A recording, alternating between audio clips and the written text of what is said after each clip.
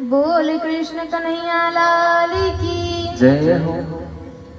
अब महाराज यशोदा मैया कहने लगी, अरे बाबा अब ये ग्रह दशा छोड़ो, आप हमें यह बतलाइए कि हमारा जो लाला है वह बड़ा होकर क्या बनेगा और क्या करेगा। तो गर्गाचार्य जी ने देखा महाराज और कहने लगे कि देवी ये जो तेरा लाला है ना वो बड़ा होकर चोर बनेगा, और इतना ही नहीं ये तो चोरों का सरदार बनेगा महाराज। बोल चोरों के सरदार की जय हो। अब महाराज यहाँ पर नामकरण संपूर्ण हुआ। अब महाराज कुछ दिन बीत गए, कन्हैया थोड़े बड़े हो गए, थोड़े चलने लगे महाराज, और दोनों भैया घर से बाहर जाने लगे। अब महाराज कन्हैया 5 वर्ष के हो गए हैं। अब कन्हैया सोच रहे हैं कि क्यों ना माखन चोरी किया जाए। तभी महाराज एक पेड़ के नीचे एक सभा बुलाई, छोटे छोटे बालकों की, अपने जैसे। और उसमें कौन कौन थे? श्री दामा, मधुमंगल, बुध मंगल, और छोटे छोटे बछड़े भी थे महाराज, और बंदर भी थे। यह सब भगवान के मित्र हैं। अब कन्हैया कहते हैं कि अब हम बड़े हो चुके हैं तो अब हमें बड़ा कार्य करना चाहिए महाराज, अब हम चोरी करेंगे। ऐसा सुना तो जो बालक थे वह कहने लगे, अरे लाला तू हमको चोरी करने सिखावेगा का? ये तो चोरी करना गलत बात होता है। तब कन्हैया कहते हैं, अरे हम कोई वस्तु या धन की थोड़ी ना चोरी कर रहे हैं, हम तो भैया माखन की चोरी करेंगे, हम तो सिर्फ खाने की चीजें चोरी करेंगे। अब महाराज सभी बच्चे मान गए। तभी अब कन्हैया कहते हैं कि पहले अभ्यास किया जाता है कोई भी कार्य करने से पूर्व। यदि हम ऐसे ही बाहर निकल गए चोरी करने और पकड़ा गए तो हमारी खूब बेइज्जती हो जाएगी, और कहेंगे जब चोरी करने को नहीं आवे तो काहे को करें। इसीलिए पहले हम अपने अपने घरों में ही चोरी करेंगे महाराज। अब सबने अपने अपने घरों में चोरी करना शुरू किया। अब महाराज कुछ विफल हुए और कुछ सफल हुए। अब ठाकुर जी अपने घर में धीरे धीरे महाराज माखन वाले कमरे में घुस गए, और वहां देखा कि बड़े बड़े मटके में माखन रखा था महाराज। तभी ठाकुर जी क्या करते हैं, धीरे से उसका ढक्कन हटाया महाराज, और माखन अपना जो हाथ था वह माखन में ऐसे डुबाया महाराज, और सो माखन ऐसे निकाला। अब उसने दर्पण देखा महाराज। अब ठाकुर जी को ये नहीं पता था कि जो दर्पण होता है उसमें खुद की प्रतिबिंब दिखती है। अब ठाकुर जी को ये नहीं पता था कि ये दर्पण होता क्या है। अब महाराज उनको लगा कि कोई और छोरा है जो देख लिया है मुझे माखन चोरी करते। अब ठाकुर जी कह रहे हैं, देख भैया मैं तुझे भी माखन खिलाऊंगा, लेकिन तू मेरी मैया को मत बताना। अब ठाकुर जी क्या कर रहे हैं, अपने हाथ को थोड़ा सा से आगे बढ़ा रहे महाराज, वो जो दर्पण में जो था वो ठाकुर जी थे, लेकिन उनको लगा कोई और है तो उनको ही दे रहे हैं। अब जैसे भी, अब हम जैसे ही करेंगे वैसे ही हमारा प्रतिबिंब भी करेगा। तो प्रतिबिंब में जो थे वो भी ऐसे करने लगे महाराज। अब ठाकुर जी को लगा, वाह ये तो मेरा बहुत अच्छा भैया है, ये भी माखन खा रहा है मेरे साथ, ये तो मैया को नहीं बताएगा। तभी महाराज अब ठाकुर जी माखन खा रहे हैं, तभी मैया आ गई महाराज, और वह देख रही है सब कुछ। यह अब मैया चिल्लाने लगी, कन्हैया कहाँ है तू? तभी ठाकुर जी डर गए महाराज, और मैया आ गई कक्ष में। अब मैया कहने लगी, अरे लाला तो यहाँ क्या कर रहा है? तभी ठाकुर जी कहते हैं कि अरे मैया, यहाँ एक चोर आया था और तेरे माखन को चुरा रहा था। मैया तो सब जानती थी महाराज। अब वो कहती है कि अच्छा, कौन था वो और कहाँ है और कैसे दिखता था? तब ठाकुर जी कहते हैं कि अरे मैया, वो तेरा माखन खा रहा था और वो काला सा था, काला कलूठो सा था। और अपने आप को ही कह रहे हैं महाराज, उनको पता नहीं था कि दर्पण होता ही क्या है। अब मैया कहती कि अच्छा तो क्यों आया था वो? तो बोले मैया, वो तेरा माखन चुरा रहा था। अच्छा तो कहाँ है? मैया, मैंने उसको भगा दिया। अच्छा ये बता, तो फिर माखन यदि वो खा रहा था तो तेरे मुंह में कैसे लग गया?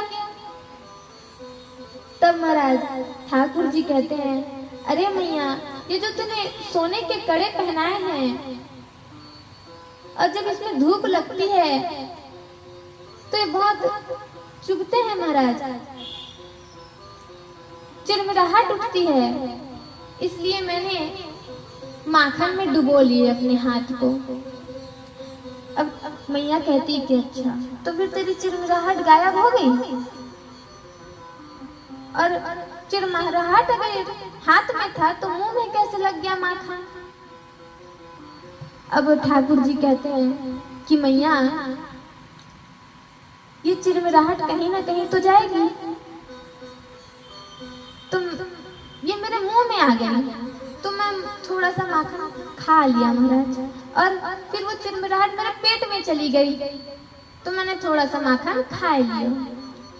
अब महाराज मैया कहती है कि लाला, ये जो दर्पण है इसमें हम अपने ही प्रतिबिंब को देखते हैं, और यहाँ कोई चोर नहीं आया था, असली चोर तो तू ही है। और ये बता, वो काला कलूठा छोरो तू ही था ना? तू ही अपने आप को बोल रहा था। अब कन्हैया कहते हैं कि मैया, मैं तो इतना सुंदर सा हूँ, गोरो सा हूँ, तेरा लाला हूँ, मैं कहाँ से छोटो चोर हूँ? और मैं क्या काला दिखता हूँ तेरे को?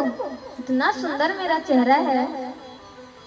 अब महाराज ठाकुर जी शर्मा के भाग गए महाराज, चले गए वो।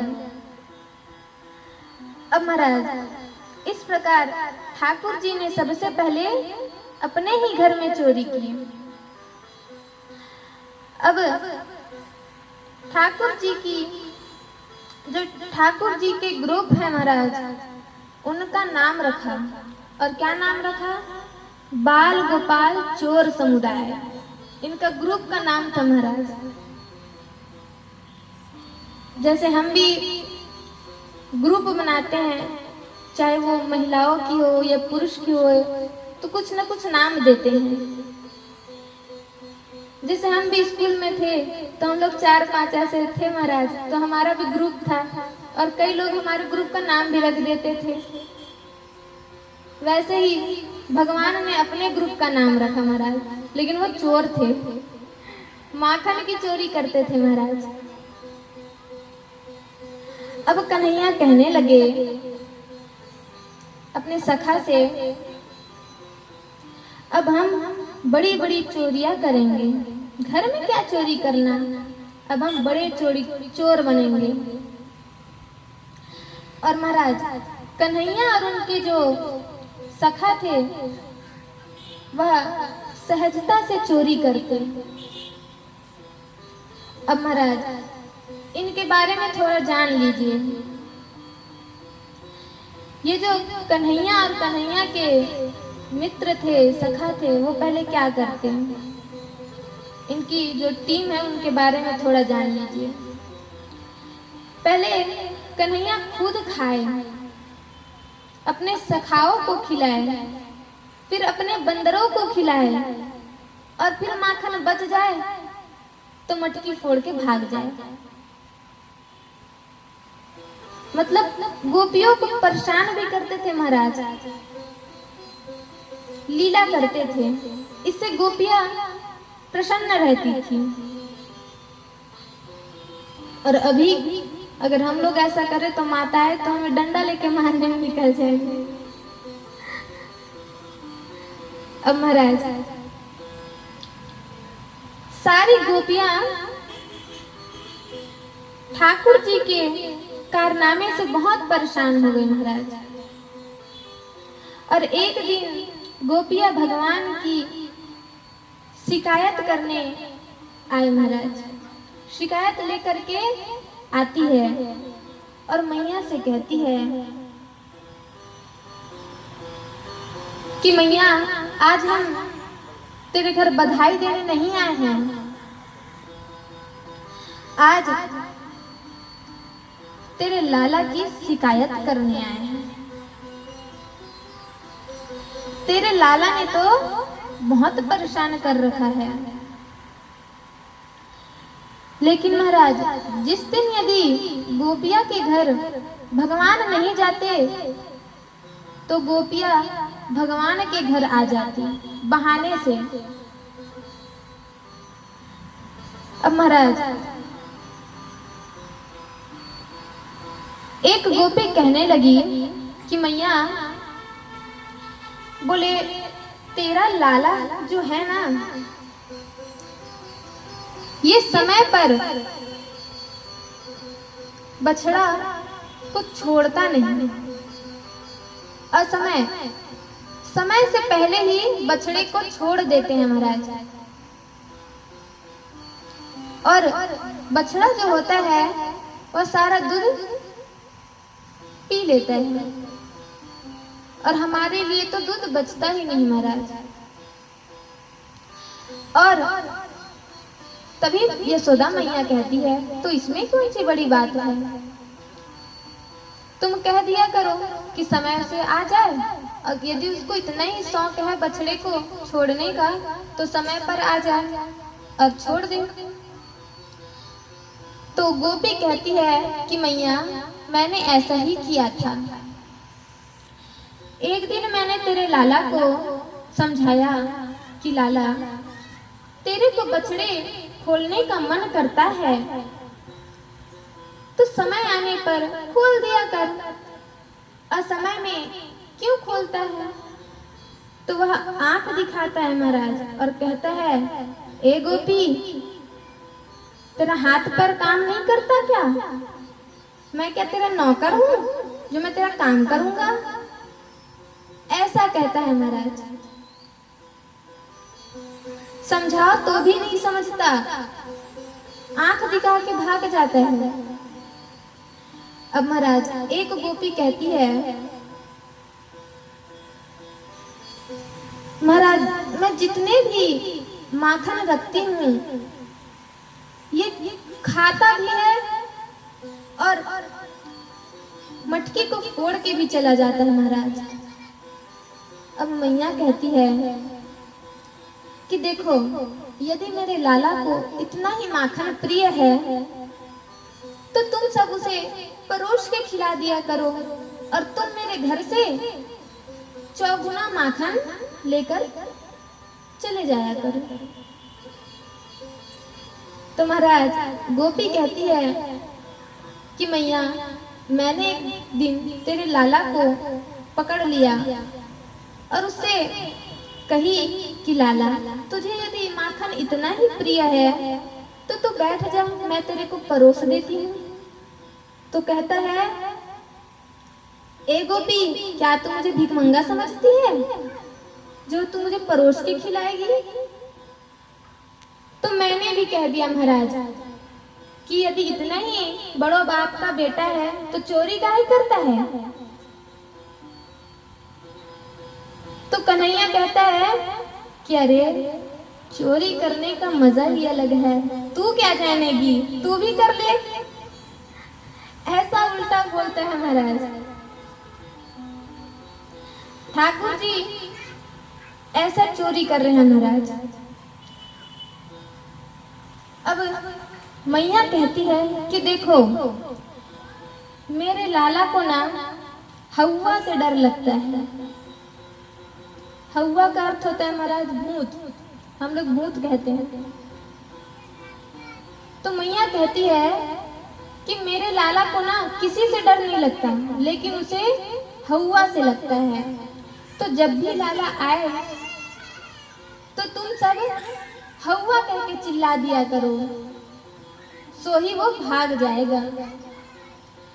तब गोपी कहती है कि अरे मैया, तेरा लाला किसी से नहीं डरता। एक दिन मेरी बेटी सोई हुई थी महाराज, तो उसका जो बाल है वह बहुत लंबा है महाराज।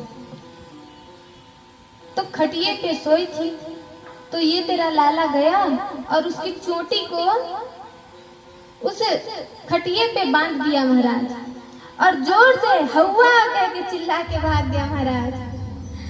सोई मेरी बेटी उठ गई और डर के कारण जैसे ही वह भागने लगी तो उसके जो बाल थे महाराज वो उसी में लटक गए और उसको लगा कि हवा उसको पकड़ लिया है।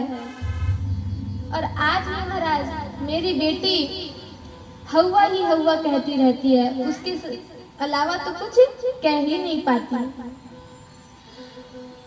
अब एक गोपी कहती है कि बहन, ऐसा ही हाल मेरा भी है, इस छोरे ने ऐसा ही किया था मेरे साथ। एक दिन मैं और मेरे पति देव अलग अलग खटिए में सोए थे महाराज। तो मेरे जो पति देव हैं उनके दाढ़ी थोड़े लंबे हैं महाराज, और मेरे बाल भी थोड़े लंबे हैं। तो उसने क्या किया, मेरे बाल और उनके दाढ़ी को बांध दिया महाराज, और फिर से हवा कह के चिल्ला के भाग गया।